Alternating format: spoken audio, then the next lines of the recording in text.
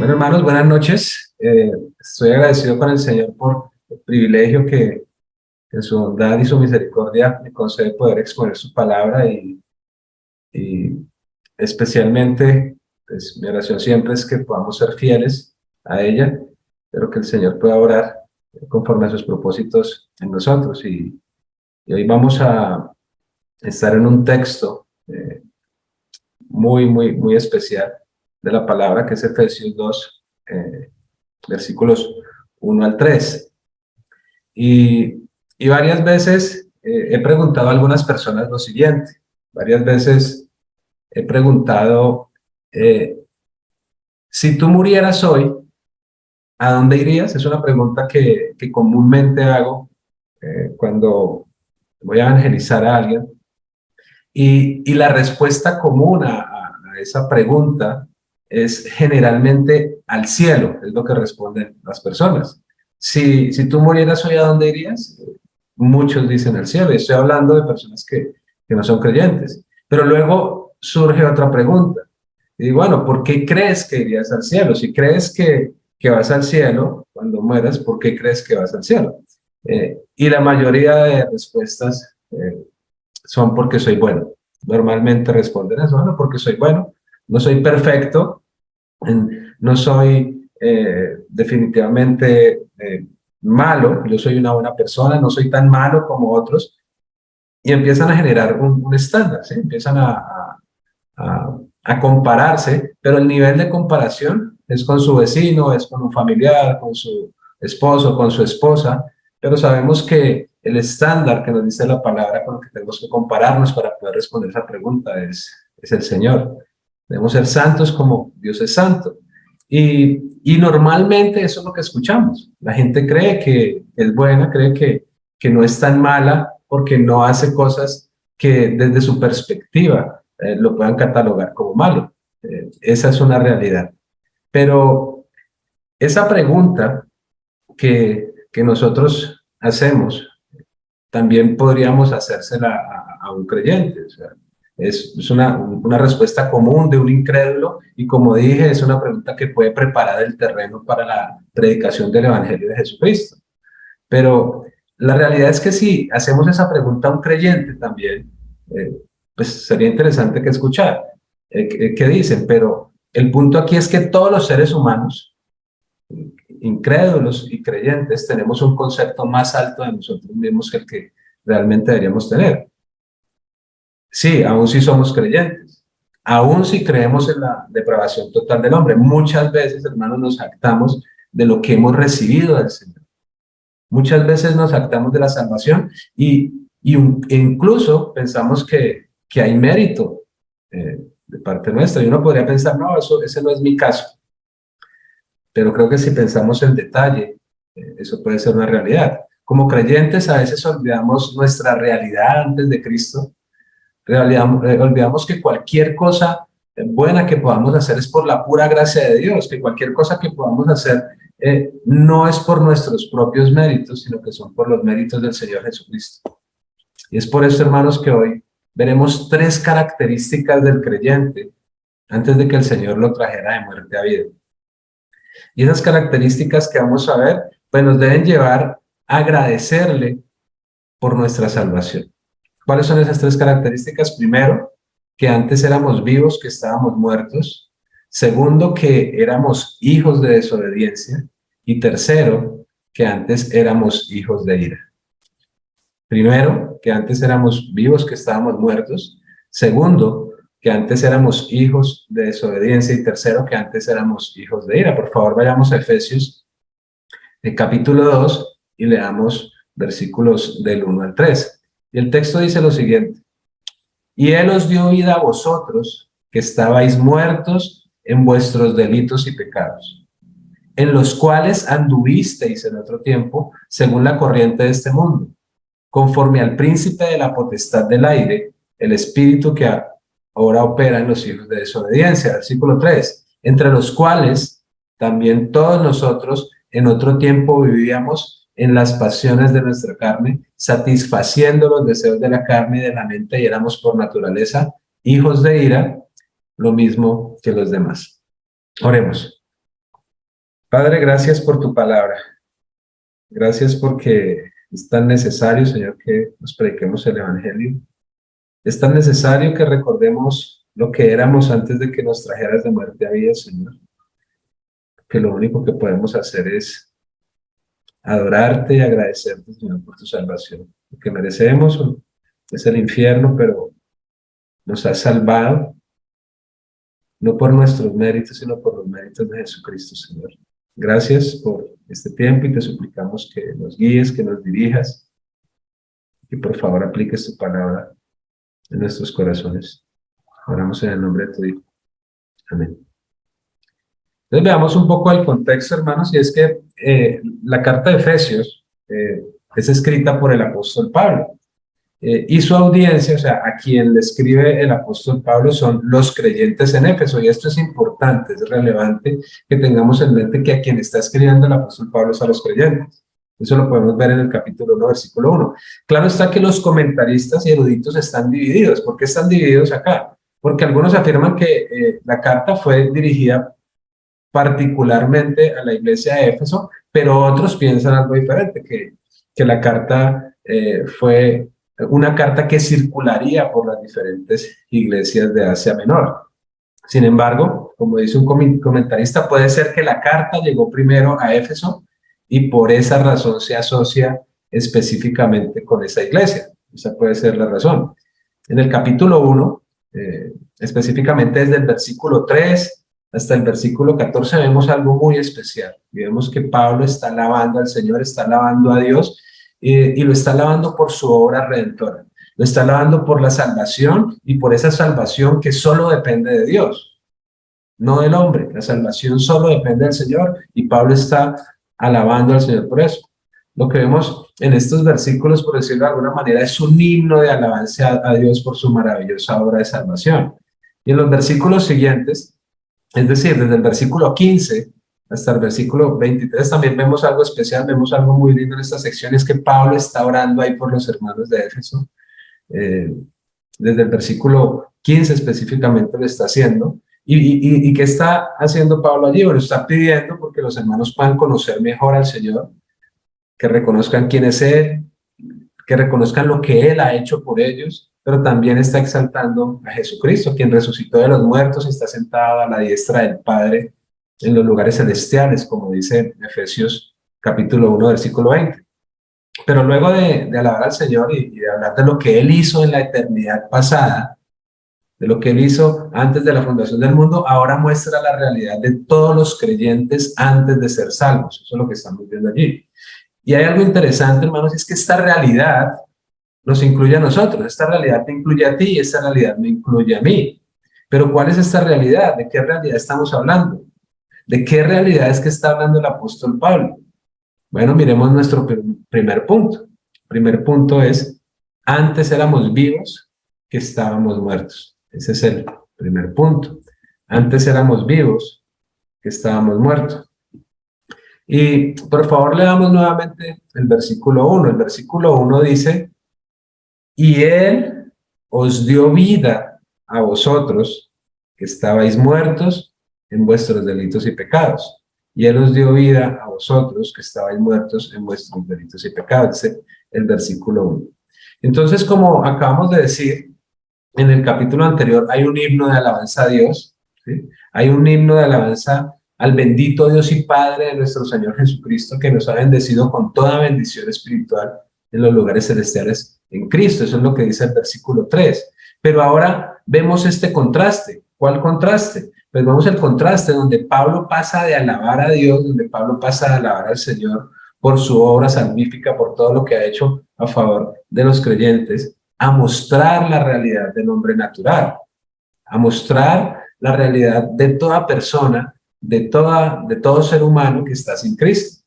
Y allí Pablo dice entonces, y Él os dio vida a vosotros, que estabais muertos en vuestros delitos y pecados.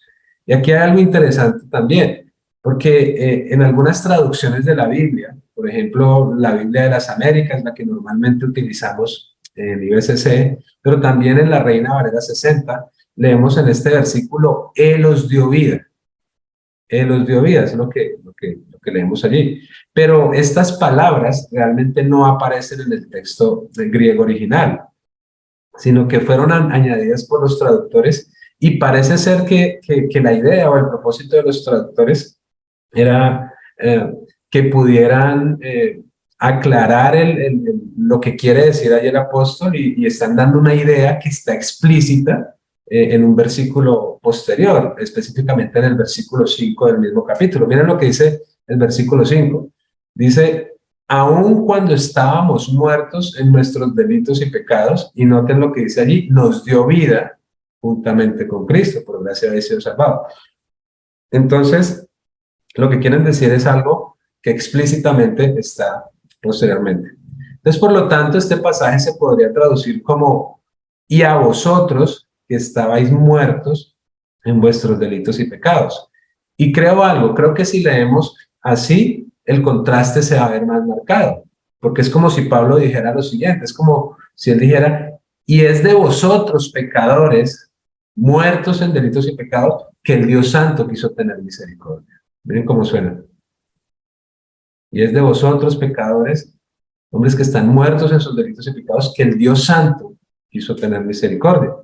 Entonces, de la misma manera que el apóstol Pablo expone la salvación en Romanos, desde el capítulo 1 en adelante, donde inicia con la verdadera condición de todo hombre, con la realidad de su pecado como un manto oscuro, un manto negro donde la única salida que tiene es la gracia de Dios, ¿sí? Que lo que hace es hacer que la persona salga corriendo desesperada hacia Jesucristo. Así también inicia Pablo en esta sección, mostrando la condición de todo creyente antes de ser salvo, antes de ser salvo. Y yo quiero reiterar algo, hermanos, porque podemos decir: pero pues yo soy creyente, y esto, ¿por qué me lo están diciendo? Si, pues Pablo le está escribiendo a creyentes. Miren lo importante que es tan importante que recordemos esto, es tan importante que nos prediquemos el Evangelio cada día, cada día.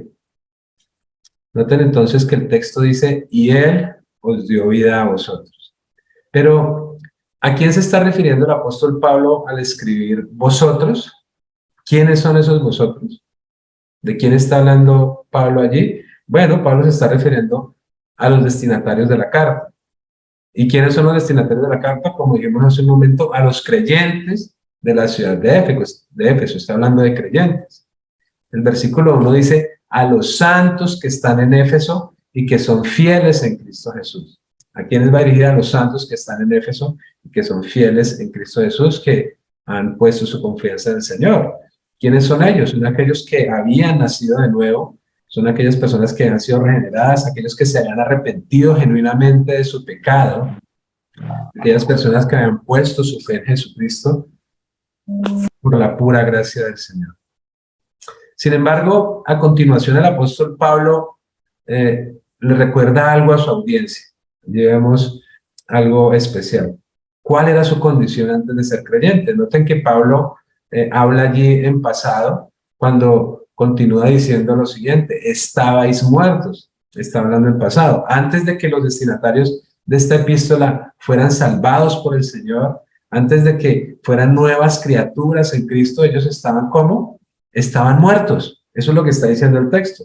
Y por aplicación, hermanos, antes de que nosotros fuéramos creyentes, también estábamos muertos. Esa era nuestra condición, estábamos muertos. Pero aquí surge una pregunta: ¿cómo así? ¿Qué significa que estaban muertos? ¿Acaso pues Pablo no le está escribiendo a su audiencia, quienes van a leer la carta? ¿Cómo así que están muertos? Bueno, en primer lugar, vamos a aclarar esto: cuando se habla de muerte en la escritura, debemos entender, número uno, que la muerte es consecuencia directa del pecado. Eso tenemos que tenerlo en mente. Recordemos lo que le dijo el Señor a Adán ahí en Génesis 2:17. Dijo lo siguiente: pero del árbol del conocimiento del bien y del mal no comerás, porque el día de que él comas ciertamente morirás. Entonces la muerte es el castigo por la desobediencia, y esto implica, por decirlo de alguna manera, tres formas de muerte. Muerte espiritual, muerte física, muerte eterna. No estoy diciendo que lo que el pasaje dice son esas tres formas de muerte, no, estoy dando la explicación de qué encontramos en la Escritura respecto a muerte para poder entender qué es lo que está diciendo el pasaje. Entonces miremos los tres casos. Lo primero es la muerte espiritual.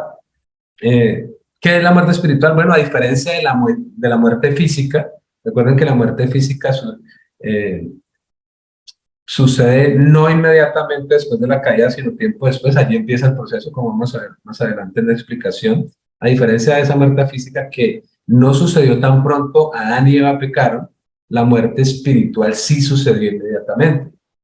¿Sí? La muerte espiritual, ¿qué es? Es estar separado o distanciado espiritualmente de Dios. Y como consecuencia del pecado de Adán precisamente, pues todos los seres humanos nacen espiritualmente muertos. Esa es la realidad. Todos nacen espiritualmente muertos. Entonces a eso se refiere la muerte espiritual. ¿Qué es la muerte física? Bueno, recordemos eso, cuando Adán y Eva pecaron, pues la muerte física no se produce de inmediato, pero lo que sí sucede es que se inicia o se empieza el proceso de esta muerte cuando ellos pecan, ¿sí? Miren lo que dice Génesis 3, 19. El texto dice, con el sudor de tu rostro comerás el pan hasta que vuelvas a la tierra, porque ya fuiste tomado, pues polvo eres y al polvo volverás. Y recordemos algo también, la primera muerte física la vemos cuando, recordemos eso, pues cuando Caín mata a su hermano, ahí en Génesis 4:8. Y es interesante también ver algo especial ahí, que hay una lista de los descendientes de Adán en Génesis 5. No vamos a ir a esos pasajes ahora, pero en Génesis 5 vemos una genealogía, vemos una lista de descendientes, y lo interesante es que después de mencionar el nombre de cada persona, en esa genealogía, el texto siempre dice, y murió. Un ejemplo, versículo 5 dice, el total de los días que Adán vivió fue 930 años, y luego dice, y murió. Noten eso. Versículo 8, por ejemplo, el total de los días de Set fue 912 años, y luego dice, y murió. Y así continúan los versículos siguientes. Estos versículos que muestran, pues, nos muestran con claridad que la muerte física pasó a ser el final de toda la vida humana. Claro, debemos tener en mente que hay unas excepciones. En el pasado, recordemos lo que pasó, las excepciones quiénes son, Enoc y Elías, y en el futuro, las excepciones son los que estarán vivos en el momento del arrebatamiento. Entonces, con esto en mente, la muerte física es una realidad para todos los seres humanos. Y en tercer lugar, la muerte eterna. ¿A qué se refiere la muerte eterna? Bueno, la muerte eterna pues, se refiere a separación de Dios, pero a separación eterna de Dios. Y esta muerte tiene una particularidad, es que es para los que mueren en la incredulidad, y esas personas se enfrentarán eternamente al lago de fuego, al lago de fuego. Juan en Apocalipsis 26 se refiere a esto como la segunda muerte, ¿sí? Y algo para aclarar, esta muerte no provoca que las personas dejen de existir como algunos creen. Una vez iba ahí en un taxi y, bueno, se dio la oportunidad para predicar el evangelio del taxista, y hice las mismas preguntas que dije ahí en la introducción, pero la respuesta de él fue interesante, porque ¿qué va a pasar cuando tú mueras? Bueno, ¿crees que eres bueno? Sí, yo soy bueno, y la respuesta común, pero cuando mueras, ¿a dónde vas a ir? Y él dijo, no, yo a ningún lado, ya, hasta ahí llego, dejo de existir. Y eso no es lo que enseña la escritura, eso es aniquilacionismo. Es decir, que creen que después de la muerte física son extinguidos o aniquilados. No, eso no es cierto. Esta muerte, la muerte eterna, implica destrucción eterna, implica castigo por los pecados y separación eterna del Dios Santo. Pero entonces, ¿a qué se refiere Pablo en este pasaje al decir que estaban muertos? Bueno, ¿cuál de las tres muertes? Pues se está refiriendo a la muerte espiritual. Es decir, hermanos, Pablo está diciendo a los creyentes de Éfeso que antes de estar en Cristo pasaba algo especial en ellos. o no algo especial, algo terrible, mejor. Aunque físicamente estaban vivos, espiritualmente no lo estaban, que su condición era la de estar separados de Dios, separados del Creador. ¿Y qué significa estar muerto? Pues significa que no se puede reaccionar a nada. Significa estar inmóvil, significa estar inerte, significa estar en un estado en el que no se puede hacer nada por sí mismo. Y esa era la condición en la que estaban aquellos a quienes fue dirigida esta carta antes de ser creyentes. Estaban muertos espiritualmente, alejados de Dios, sin querer buscar a Dios y sin poder hacer nada para resolverlo. Paradójicamente, eran vivos que estaban muertos. Eso era lo que estaba pasando, vivos que estaban muertos. Y hoy son muy comunes las historias y las películas de zombies. Creo que todos sabemos que es un zombie, pero para el que no sabe qué es un zombie, pues es un muerto que por alguna razón está vivo. Y a diferencia de los zombies que se pueden ver en las películas que son de ficción, todo ser humano que no ha nacido de nuevo es como un zombie porque aunque está vivo, físicamente está muerto espiritual. Pablo continúa y ahora explica entonces a los creyentes de Éfeso que antes estaban muertos, y noten lo que sigue ahí en el texto. ¿Estaban muertos qué? En sus delitos y pecados. Estaban muertos en sus delitos y pecados.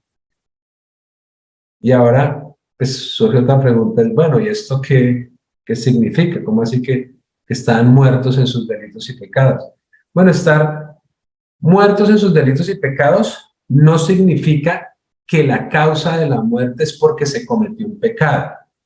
¿Sí? ¿Por qué digo esto? Porque algunos creen que nacen sin ser pecadores y cometen pecado y esa es la razón de la muerte espiritual. No, lo que dice la palabra es que todos somos pecadores. Recuerden lo que dice David ahí en el Salmo 51, el pecado me concibió mi madre. Sí, algunos piensan eso, algunos piensan que nacen sin pecado y que a medida que crecen pecan y se vuelven pecadores, pero eso no es lo que enseña la Escritura. Y es relevante recordar que todos pecamos por la realidad de nuestra naturaleza pecaminosa. Es decir, que todos pecamos porque somos pecadores. No somos pecadores porque pecamos. Eso debe estar claro para nosotros. Estar muertos en delitos y pecados es estar muertos espiritualmente. Y estas dos palabras son sinónimos que muestran la condición y la esfera en la que se encuentra la humanidad caída, que precisamente está separada de Dios. Y la palabra delitos significa transgresión y ofensa, es decir, no cumplir la ley de Dios, a eso se refiere, y la palabra pecados significa errar al blanco, o sea, no dar en el blanco, es decir, no hacer o no actuar conforme a la voluntad de Dios. A eso es a lo que se refiere. Entonces, hay que aclarar otra cosa también, es que esto no significa que un creyente no vuelve a pecar después de ser salvo. ¿Sí? El hecho de que yo haya nacido de nuevo, de que ahora sea un creyente, no vuelvo a pecar. Bueno, sabemos que todo creyente a partir del momento en que nace de nuevo, empieza a ser santificado progresivamente, empieza a ser transformado por el Espíritu Santo, empieza a ser parecido más a Cristo, pero solamente hasta llegar al estado eterno llegará a la santificación completa. Por otra parte, tampoco significa que el incrédulo está procurando hacer la voluntad de Dios. Eso tampoco pasa. Hay algunas personas que piensan que el incrédulo quiere, pero no puede. No, el incrédulo está en total contravía de la voluntad de Dios. Recordemos que un incrédulo es esclavo del pecado y de ninguna manera busca agradar al Señor. Eso no pasa en la vida de un incrédulo. Al contrario, por su naturaleza pecaminosa peca continuamente. Y peca continuamente contra el Dios Santo, que por su carácter exige santidad y perfección. Y en tercer lugar, esto tampoco significa que una persona sea tan malvada como pudiera llegar a serlo. No significa que el hombre natural esté desprovisto de alguna cualidad agradable, ¿sí? Tenemos que recordar que la gracia común de Dios permite que el hombre natural haga algunas cosas que son moralmente buenas. El punto es que cada parte del ser humano está manchada por el pecado. Cada parte, sus motivaciones, lo que hace, sus deseos, todo está manchado por el pecado. ¿Por qué? Porque está muerto en sus delitos y pecados. El hombre natural es esclavo del pecado. El hombre natural está separado del Dios Santo y está en una condición en la cual es imposible agradar a Dios. No es posible. Entonces Pablo le está diciendo a los creyentes de Éfeso que antes de ser salvos estaban muertos espiritualmente, estaban separados de Dios. ¿Por qué? Porque por naturaleza eran pecadores, que por sí mismos no podían hacer nada, que no tenían esperanza. ¿Por qué? Porque lo único que les esperaba pues era la condenación eterna y por lo tanto solo dependían del Dios Todopoderoso y del Dios Misericordioso. Quiero decir algo, hermanos, esa es la realidad del incrédulo, que aunque está vivo físicamente, está muerto espiritualmente, pero también era la realidad del creyente antes de Cristo. Y tenemos que meditar tanto en eso, o sea, en qué condición estábamos. Ahora somos creyentes, ahora somos salvos, ahora estamos vivos espiritualmente, no por nuestras obras, sino por los méritos de Cristo. Tenemos que recordarnos cada día eso. Qué panorama más terrible, qué panorama más oscuro, pero ¿saben qué? También qué sabiduría más perfecta la del Señor. Porque cuanto más conscientes estamos o cuanto más conscientes somos de nuestra vida antes de Cristo, más agradecidos podemos estar con el Señor. Más agradecidos podemos estar con el Dios de nuestra salvación. Y cuando un incrédulo puede contemplar la realidad de su estado antes de Cristo por la pura gracia de Dios, pues ¿qué hará? Salir corriendo con desespero deseando un Salvador, el cual es Jesucristo.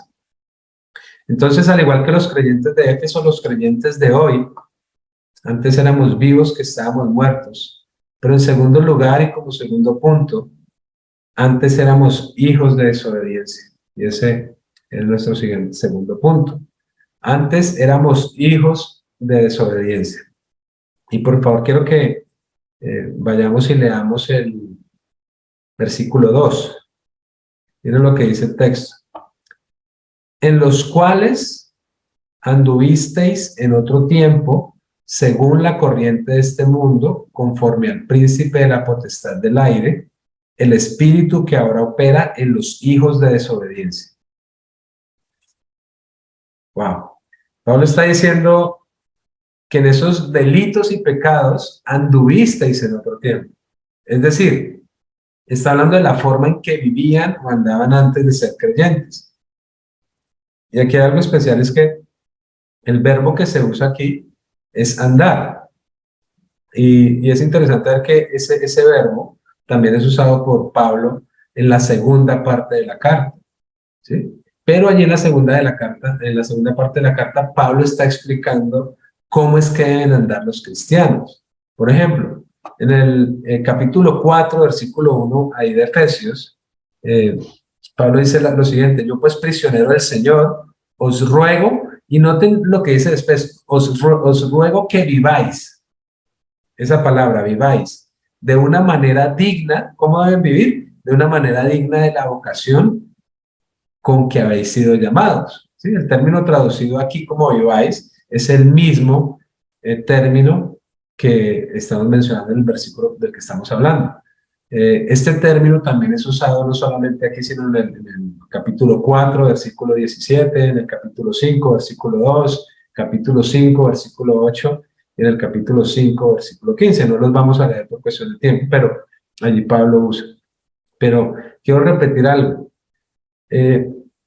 Para explicar cómo deben vivir los creyentes, es que Pablo usa esta palabra aquí, pero a diferencia de esto, en este pasaje en que estamos hablando, Pablo lo está usando como una metáfora para referirse al estilo de vida que tenían o con el estilo de vida que vivían los creyentes antes de Cristo. Esa es la diferencia. Pero ¿cuál es ese estilo de vida? ¿Qué era lo común? ¿Qué era lo normal? Bueno, pues lo que vimos en el versículo 1, los delitos y pecados que se mencionan allí. Eso era lo común, ese era el estilo de vida que llevábamos todos los creyentes antes de Cristo. ¿Y saben qué? No solamente era el estilo de vida que llevábamos, sino que era un estilo de vida que disfrutábamos. Era un estilo de vida que vivíamos con gusto, satisfaciendo nuestros deseos pecaminosos, aborreciendo a nuestro Creador. Más bien nos molestábamos cuando no nos permitían vivirlo, no podíamos hacerlo de esa manera. Y esto es una realidad hoy en día.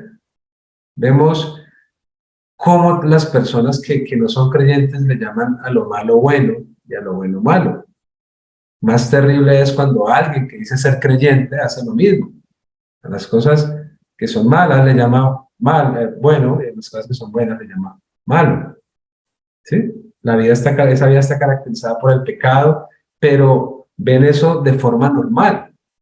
Y es algo tan impresionante. Yo creo que todos aquí en Cali, aquí en Colombia, vemos tantas cosas que suceden y ya ni siquiera nos impactamos nosotros mismos. O sea, ya no hay un impacto porque pareciera que es parte de la normalidad ver robos, ver asesinatos, etcétera. Pero eso no es normal.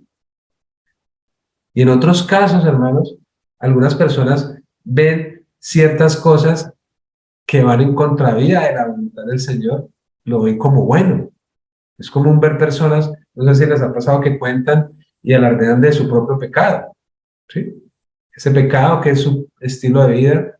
Algunos cuentan, por ejemplo, qué hacen en su empresa o en sus empresas, cómo roban, cómo utilizan artimañas para no pagar impuestos que deben pagar, y lo hacen como si eso fuera un logro, como si fuera una hazaña digna de aplaudir.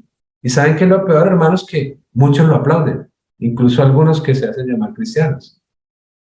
Así andaban los creyentes antes de Cristo. Y miren cómo continúa el texto. El texto sigue diciendo lo siguiente: según la corriente de este mundo, conforme al príncipe de la potestad del aire. Eso es lo que dice, según la corriente de este mundo, conforme al príncipe de la potestad del aire. Y aquí mundo, ¿a qué se refiere? Mundo no se refiere a un lugar geográfico. Mundo es la palabra es cosmos, pero se refiere es como al sistema de valores y creencias propias del mundo que van en contravía precisamente de la voluntad de Dios, en contravía de lo que dice la Escritura. Según la corriente de este mundo, ¿qué es lo bueno? ¿O qué no es lo bueno? Según la corriente de este mundo, lo bueno no es criar a nuestros hijos en la disciplina y en la amonestación del Señor. Según la corriente de este mundo, lo bueno es que las esposas no se sujeten a sus maridos. Según la corriente de este mundo, lo bueno es que nadie se sujete a la autoridad. Incluso los padres apoyan mucho esto a sus hijos cuando les dicen, usted tiene que hacer valer sus derechos. O no se han escuchado esa frase como, no se dejen, hijo, no se deje de nadie. Motivando a pecar a los hijos. Según la corriente de este mundo, lo bueno no es casarse, lo bueno no es el matrimonio legítimo que dice la palabra. La corriente de este mundo dice que el matrimonio legítimo ahora puede ser un matrimonio homosexual. Según la corriente de este mundo, lo bueno es hacer todo lo contrario a lo que dice el Dios sabio. Y este mundo está lleno de cosas, lleno de modas, lleno de cosas que empiezan a guiar a la gente en eso, haciéndolos ver que ya eso es normal, entonces se convierte en algo bueno. Ahora, aunque la palabra utilizada para corriente, esto es interesante, no significa o no se refiere a corriente de agua, porque eso no es lo que significa.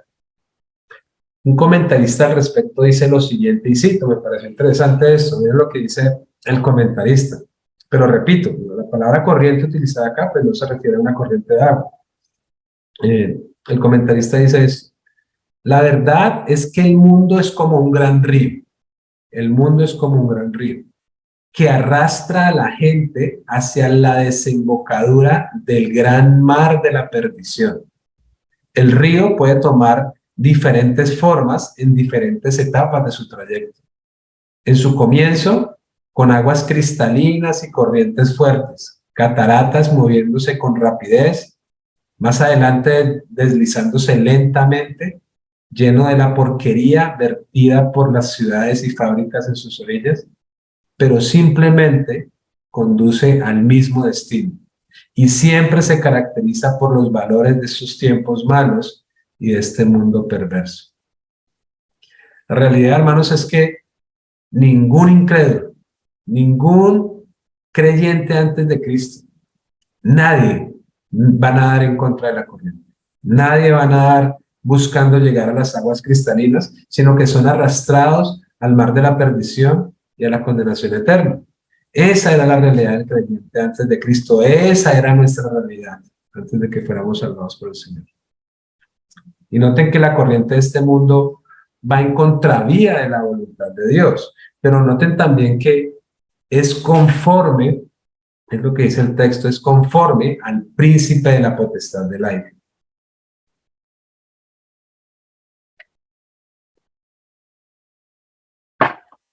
Entonces, aquí surge una pregunta, ¿sí? Porque ¿qué estamos diciendo?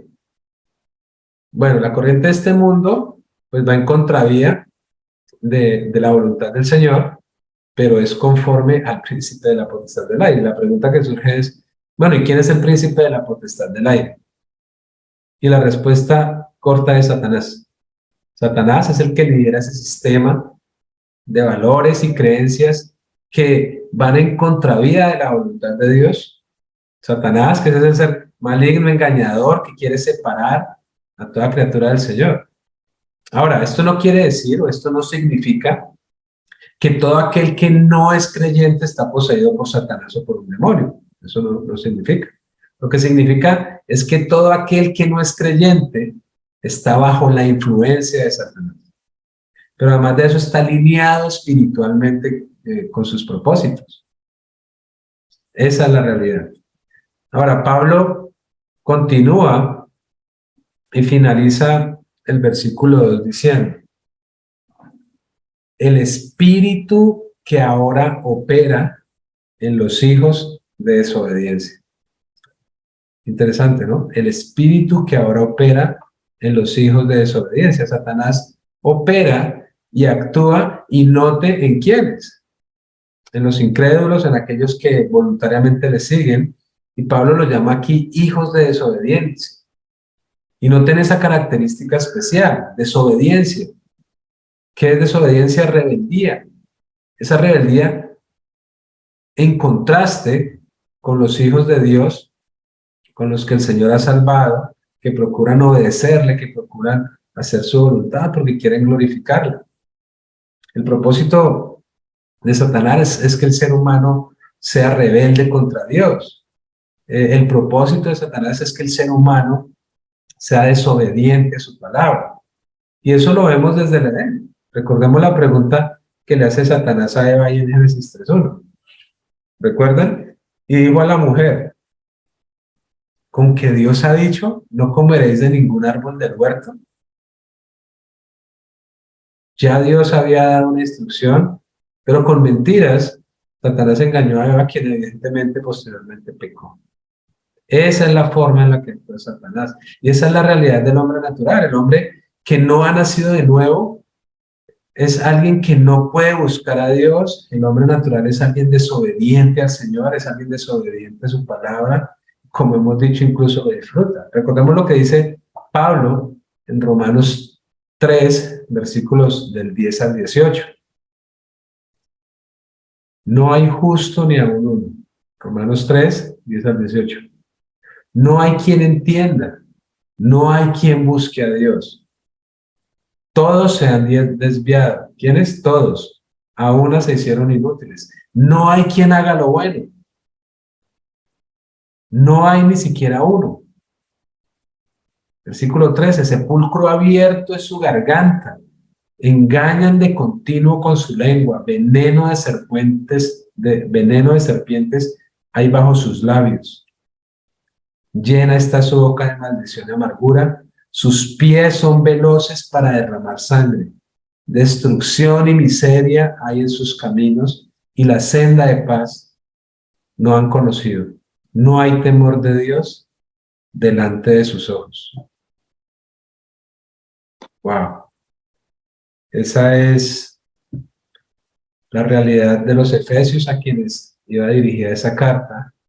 Pero ¿saben qué, hermanos? Esa también es la realidad del incrédulo de hoy, pero esa también era nuestra realidad. Nosotros éramos hijos de desobediencia. Y hermanos, al ver lo que éramos, al ver lo que deseábamos, lo que hacíamos, al ver nuestras vidas antes de ser salvo y ver lo que ahora el Señor ha hecho en nosotros, lo único que podemos hacer es postrarnos en adoración. Lo único que podemos hacer es postrarnos y agradecer al Señor por su misericordia.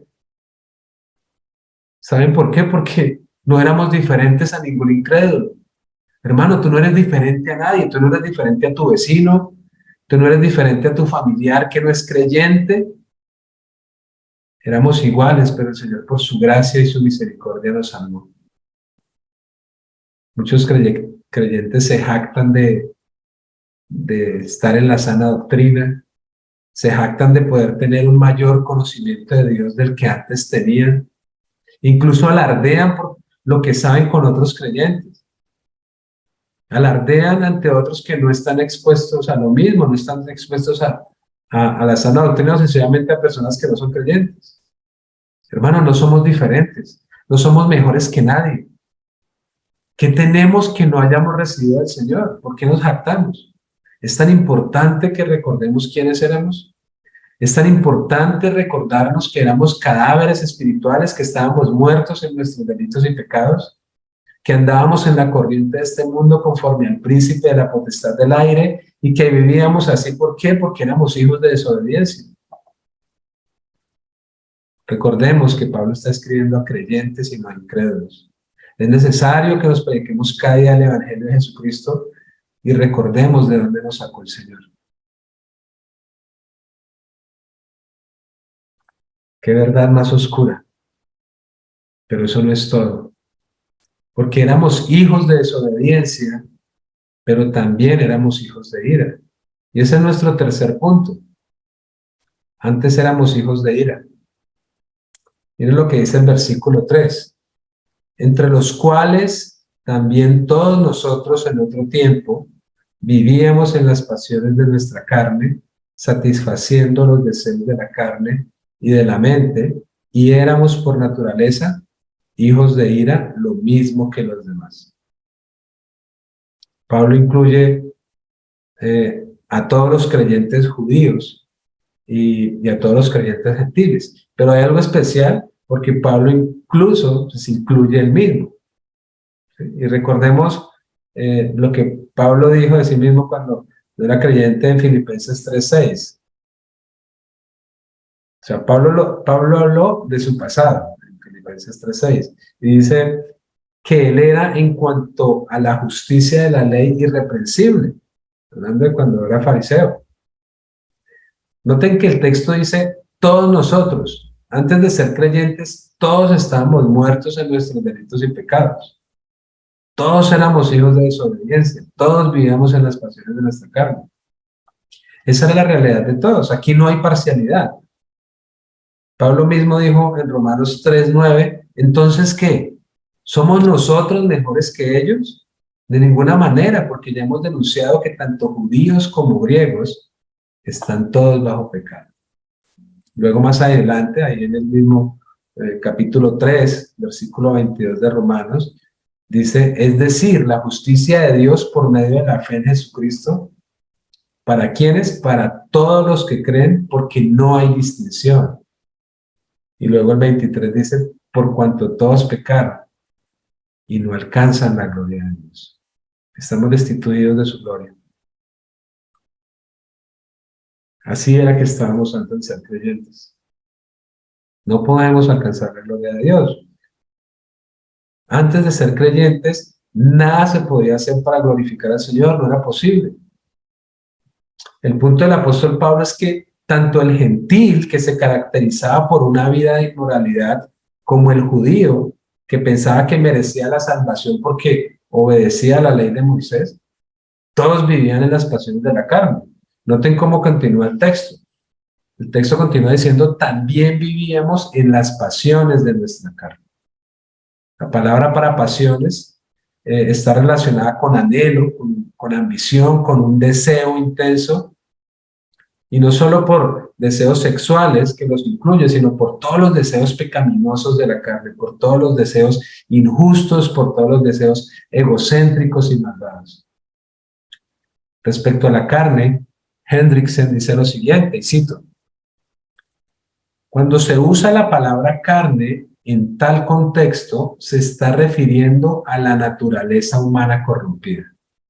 O, en forma más general, y escuchen, a cualquier cosa fuera de Cristo en que uno base su esperanza para la felicidad o la salvación. ¡Wow! Cualquier cosa fuera de Cristo en que uno base su esperanza para la felicidad o la salvación. Es decir, con tal de satisfacer sus deseos y sus pensamientos pecaminosos, hacen cualquier cosa para obtenerlos. Es por eso que Pablo sigue y dice, satisfaciendo los deseos de la carne y de la mente. La perversidad de nuestro corazón engañoso, porque sabemos que así es nuestro corazón, engañoso es el corazón, no solo se manifiesta en nuestro cuerpo, sino que también se manifiesta en nuestra mente, en nuestros pensamientos. Y esa es una realidad desde la caída. Recuerden lo que el Señor dijo ahí en los tiempos de Noé en Génesis 6:5. Y el Señor vio que era mucha la maldad de los hombres en la tierra y que toda intención de los pensamientos de su corazón era solo hacer siempre el mal. Ahora miren lo que dice Pablo en Romanos 8, versículo 5 al versículo 8. Dice lo siguiente: porque los que viven conforme a la carne ponen la mente en las cosas de la carne, pero los que viven conforme al Espíritu en las cosas del Espíritu. Versículo 6, porque la mente puesta en la carne es muerte, pero la mente puesta en el Espíritu es vida y paz. Noten versículo 7, ya que la mente puesta en la carne es enemiga de Dios. ¿Por qué? Porque no se sujeta a la ley de Dios. Y noten lo que sigue, pues ni siquiera puede hacerlo. Y los que están en la carne no pueden agradar a Dios. Esa es la realidad del hombre natural, que en todo está manchado por el pecado. La carnalidad produce apetitos carnales y pensamientos carnales de los cuales el hombre natural es esclavo. Y solo puede ser libre y tener victorias por la obra de Cristo en su vida. Es la única forma. Y es interesante recordar que el hombre natural se cree libre porque no obra de acuerdo a la voluntad de Dios. Entonces él cree que es libre porque cree que hace lo que quiere, pero realmente está orando bajo la esclavitud de su propio pecado. Tremendo. Pablo finaliza entonces este pasaje diciendo, y éramos por naturaleza hijos de ira, lo mismo que los demás. Y éramos por naturaleza hijos de ira, lo mismo que los demás. Wow. Entonces, hermanos, no éramos solamente hijos de desobediencia, sino que por ser hijos de desobediencia también éramos hijos de ira. Es decir, todos éramos por naturaleza hijos de ira, éramos merecedores de la condenación eterna, merecedores del justo juicio del Dios Santo. Dicho de otra manera, todo ser humano por su naturaleza está por defecto condenado al castigo eterno. Esa era la realidad de los creyentes de Éfeso y de los creyentes de hoy, antes de Cristo, pero como hemos dicho, también esa era la realidad nuestra, antes de que conociéramos al Señor, y la realidad de los incrédulos de hoy.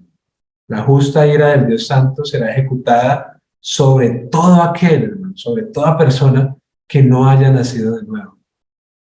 Wow, eso es tremendo. Juan 3:36 dice, el que cree en el Hijo tiene vida eterna, pero el que no obedece al Hijo no verá la vida, sino que la ira de Dios permanece sobre él. El texto termina diciendo lo mismo que los demás. Esa también era nuestra realidad antes de ser creyentes, porque todos somos igualmente pecadores, porque todos estábamos muertos en nuestros delitos y pecados.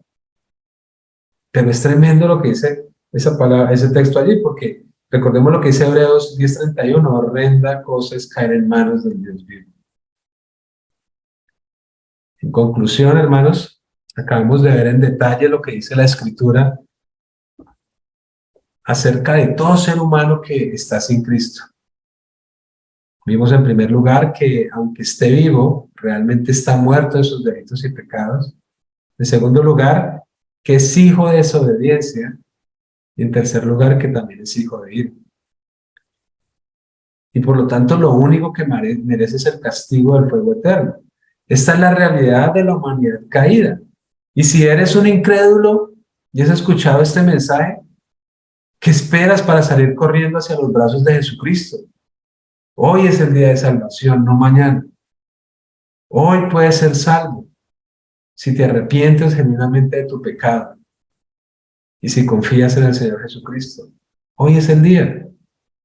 En el Señor Jesucristo, que siendo Dios se hizo hombre, vivió una vida perfecta, una vida que nosotros no podíamos vivir, pero fue una cruz, pagó el precio que nosotros debíamos pagar y recibió la justa ira de Dios. Esa es la razón por la que no recibiremos nosotros la justa ira de Dios en la eternidad, porque Jesucristo ya pagó el precio por nosotros, por quienes se han arrepentido y han puesto su confianza en Él. Pero también resucitó al tercer día y subió a los cielos y está sentado a la diestra del Padre. Si eres un incrédulo, es posible que puedas vivir una eternidad con el Señor. Pero si eres creyente, es necesario que recuerdes cada día lo que eres. Y es necesario que agradezcas con gran gozo al Señor que solo por su gracia y no por tus méritos, Él te trajo de muerte a vida. Oremos. Padre, gracias, Señor. Solo tenemos palabras de gratitud, Señor, no merecemos nada. Merecíamos el infierno, Señor, pero en tu gracia nos has traído de muerte a vida. Estábamos muertos en nuestros delitos y pecados, Señor. Éramos hijos de desobediencia, pero también hijos de ira.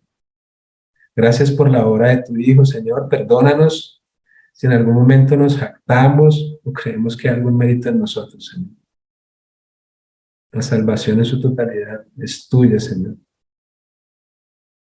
Gracias por tu misericordia, gracias por tu bondad, Señor, y ayúdanos a vivir vidas que te agraden cada día, Señor.